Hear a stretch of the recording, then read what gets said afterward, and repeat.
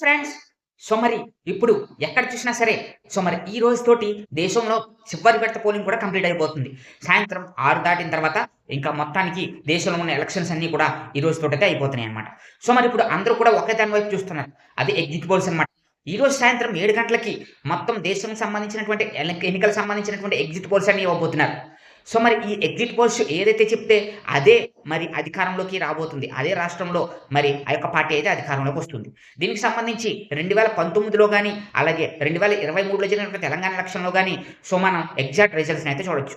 2019లో మరి బీజేపీ అధికారంలోకి వస్తుందని చెప్పారు. అలాగే మరి ఈ వైసీపీకి 130 సీట్లు వస్తాయని, అలాగే టీడీపీకి 30-40 సీట్లు వస్తాయని అయితే చెప్పడం జరిగింది. మరి ఈసారి ఎవరు అధికారంలోకి రాబోతున్నారు అనేది ఎగ్జిట్ పోల్స్ వరకు కూడా తెలిసిపోబోతుందన్నమాట. మరి మీకు మరిన్ని ఇలాంటి ఇంట్రెస్టింగ్ అప్డేట్స్ కావాలనుకుంటే వెంటనే మా ఛానల్ సబ్స్క్రైబ్ చేసుకొని పక్కన ఉన్న బెల్ ఐకాన్ క్లిక్ చేసేయండి.